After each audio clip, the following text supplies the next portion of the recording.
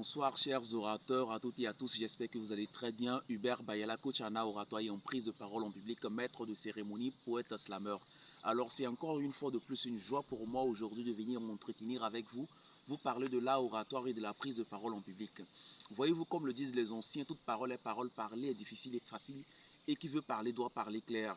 C'est pour cela qu'il faut se livrer à cet exercice chaque jour que le soleil se lève, chaque jour que le soleil se couche, afin d'être compétent en oratoire et en prise de parole en public. L'homme doit être convaincu de comprendre l'incompréhensible, s'il ne réfléchirait pas. À Socrate, j'emprunte cette prose. Et les découvertes des hommes ne sont que les vérités que les hommes ont acquises auprès des dieux avant leur naissance terrestre, nous le disait Platon. Restez scotchés, restez branchés. Nous allons parler un tant soit peu de l'oratoire et de la prise de parole en public. Mais avant tout, je voudrais avec vous me pencher sur un sujet très important. J'ai remarqué dans la société que nos dévanciers, des gens qui sont allés à l'école et qui sont arrivés à un certain niveau quand même élevé et qui refusent de soutenir leur mémoire. Généralement, ceux qui sont en année de doctorat, lorsqu'ils finissent, voilà, ils cherchent à soutenir la thèse et autres. Là, il n'y a pas vraiment de problème. Le cas est très rare de voir des docteurs, je vais dire des futurs docteurs, qui refusent de soutenir leur thèse. Mais à contrario, ceux de Master 2, aujourd'hui, parce que nous sommes dans le système LMD, et donc nous parlons de Master 2 maintenant, puisque le Master 1 n'est plus vraiment un diplôme en tant que tel. Voilà, avant il y avait ce qu'on appelle la maîtrise, voilà, qui se faisait juste une année après la licence en droit surtout. Et maintenant nous avons le master, donc c'est-à-dire après la licence, il faut 2 ans pour avoir le master, c'est-à-dire pour faire les études de master et soutenir son mémoire. Et nous avons remarqué avec désolation que certains refusent de soutenir leur thèse. Et je me pose la question, mais pourquoi un individu, un intellectuel, qui a commencé les cours depuis la classe de CP1 jusqu'au CM2, de la classe de 6e jusqu'à la terminale, de la première année d'université jusqu'à la 5e année qui devait être couronnée par la soutenance de son mémoire, refuse de soutenir. Je me pose cette question, j'interroge et je m'interroge.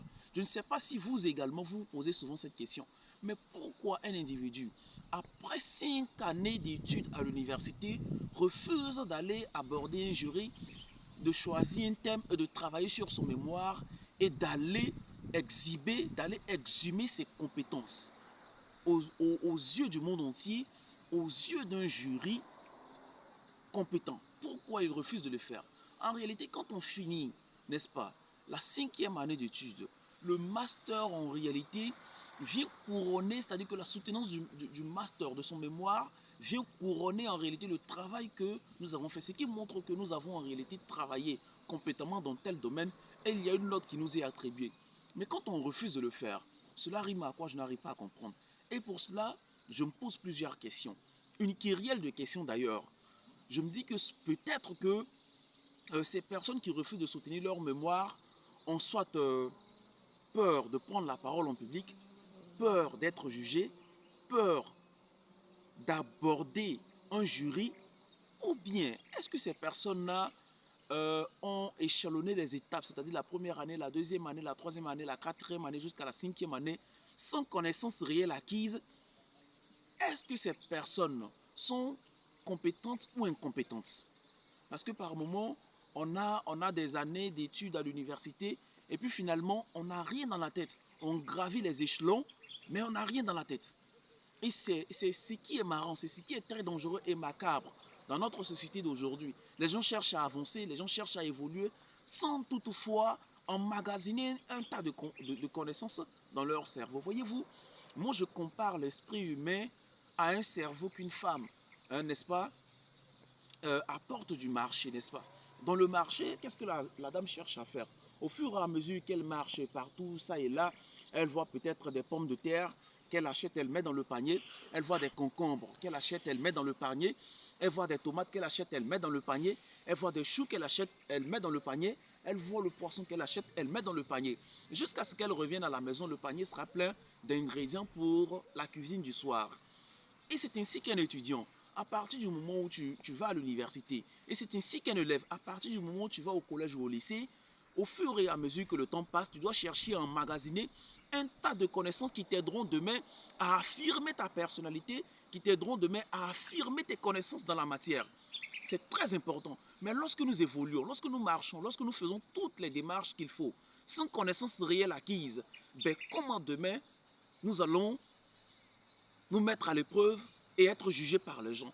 Le jury qui sera là lors de la soutenance de son mémoire, c'est un jury qui est présent non pas pour vous blâmer, mais pour peser vos compétences, pour vous attribuer une note afin que les entreprises, les sociétés, les écoles et autres qui vont vous recruter demain sachent que ah, voici votre domaine de compétences, ah, voici ce que vous avez fait, voici ce que vous pouvez faire, parce que nettement vous avez eu vraiment la moyenne dans telle matière. C'est très très important alors de soutenir son mémoire, de soutenir sa thèse. C'est très très important d'emmagasiner les connaissances afin de pouvoir les exhiber aux yeux du monde entier un jour pour être utile à la société. Je pense bien que si je ne me trompe pas, c'est Descartes qui disait que c'est proprement ne rien vouloir que de n'être utile à personne. Quand nous vivons dans la société, il faut mettre ses connaissances au service de la société au risque de pratiquer la malhonnêteté intellectuelle, ce qui serait dangereux pour l'humain. Voyez-vous, et donc c'est cela que je voudrais partager un tant soit peu avec vous, afin d'exhorter toutes ces personnes qui ont peur de prendre la parole en public, qui ont peur de s'exercer dans l'oratoire, qui ont peur de soutenir leur mémoire, de le faire parce que c'est pour leur bien-être, parce que c'est très très important, je vous assure. C'est très très important. Alors, as-tu un mémoire à soutenir? As-tu une thèse à soutenir? As-tu vraiment peur de prendre la parole en public? Est-ce que tu as besoin des astuces pour pouvoir prendre la parole en public et impacter non seulement le jury, mais aussi tes parents et le public qui seront là? Alors, n'hésite surtout pas à nous écrire en commentaire. N'hésite surtout pas à nous poser tes questions, tes préoccupations en commentaire. Nous allons vous répondre dans les plus brefs délais. Et si vous voulez également vous faire former en oratoire et en prise de parole en public, nous avons déjà lancé euh, les séances de formation. Les inscriptions prennent fin le 29 de ce mois. Les inscriptions prennent fin le 29 de ce mois et les cours commencent à partir du 1er mars pour finir le 31 mars. Les inscriptions ne coûtent uniquement que 10 000 francs CFA. Vous avez jusqu'au 29 pour vous inscrire. Alors vous pouvez m'écrire en commentaire que vous avez besoin des inscriptions, que vous avez besoin de cette formation.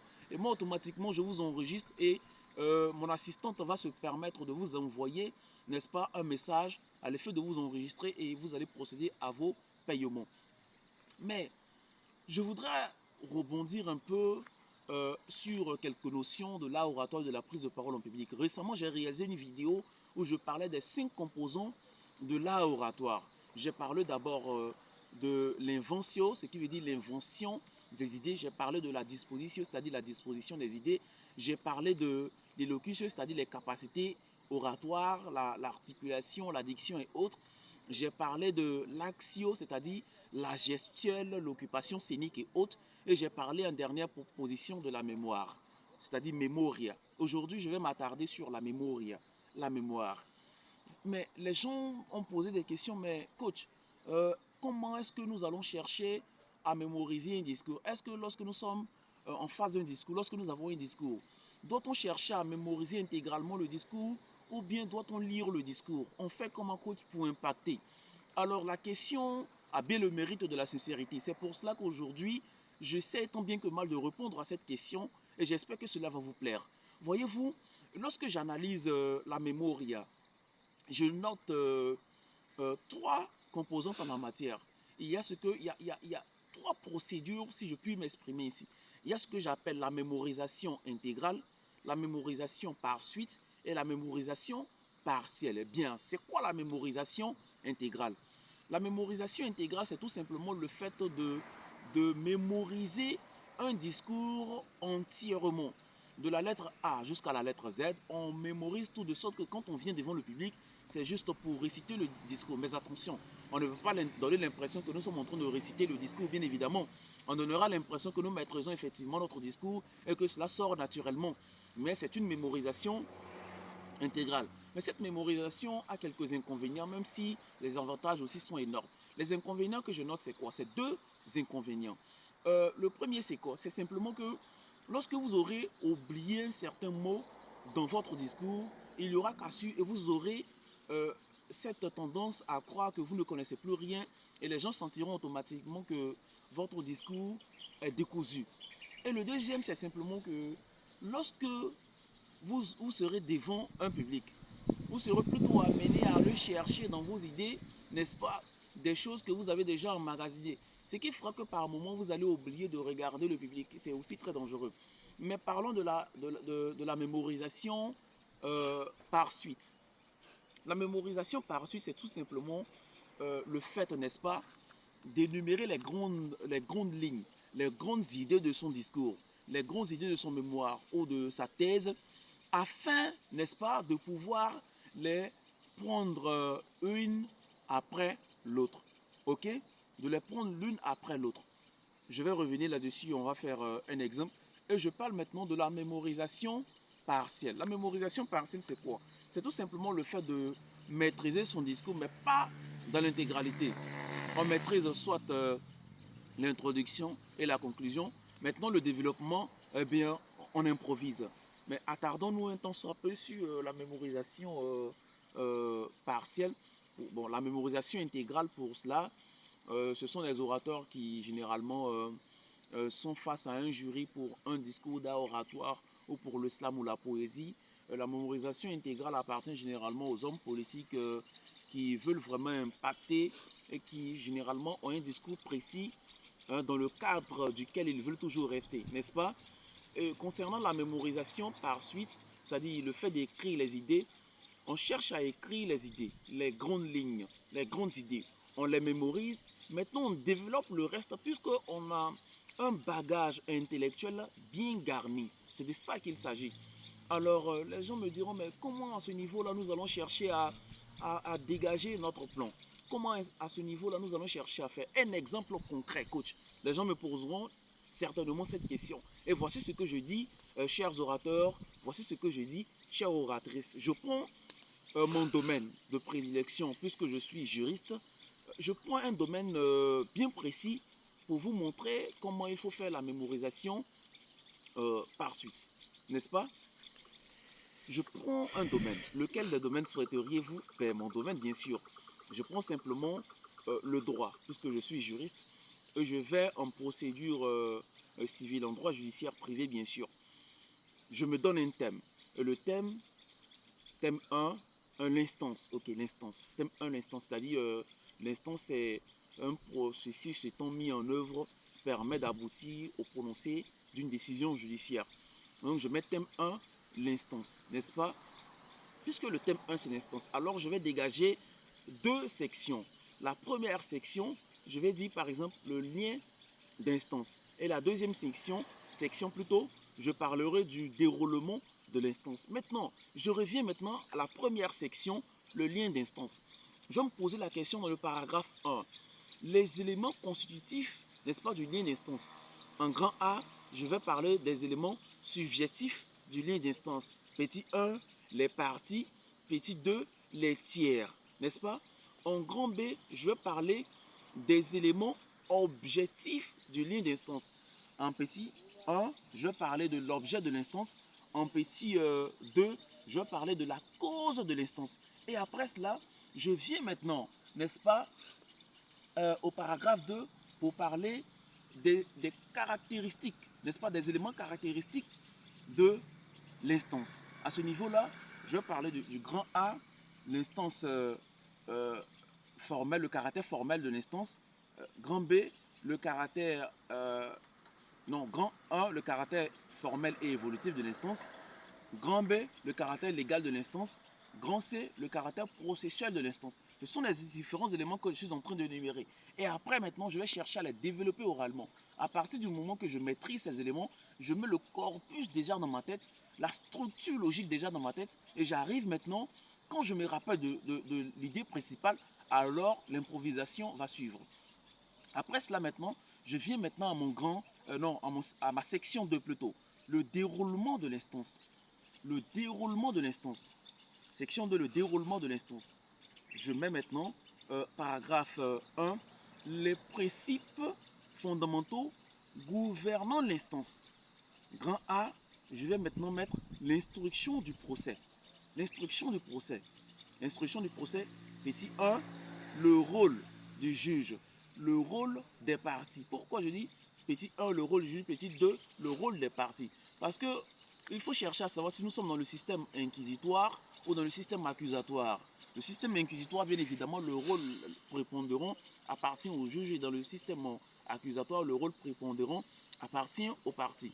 Alors, après avoir cherché à dégager tout cela, je vais maintenant mettre le grand B, le principe du contradictoire. Le principe du contradictoire, à ce niveau encore, je mets le petit 1, le principe du contradictoire à l'égard des parties. Petit 2, le principe du contradictoire à l'égard du juge.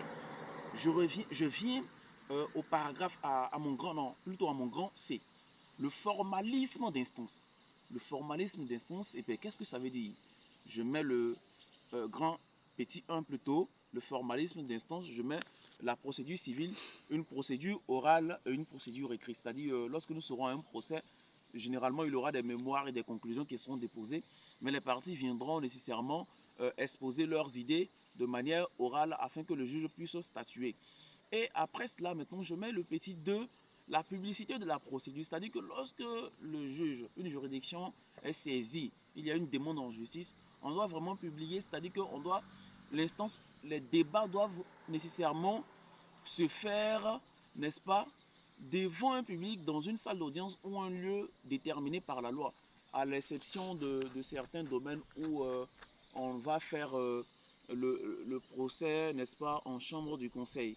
Et donc, c'est de cela qu'il s'agit. Voici comment il faut développer euh, la procédure de la mémorisation par suite. Voilà les éléments, simplement. Et puis après, les idées vont suivre. J'espère que ce temps que j'ai eu avec vous vous a été très très utile. J'espère également rester avec vous.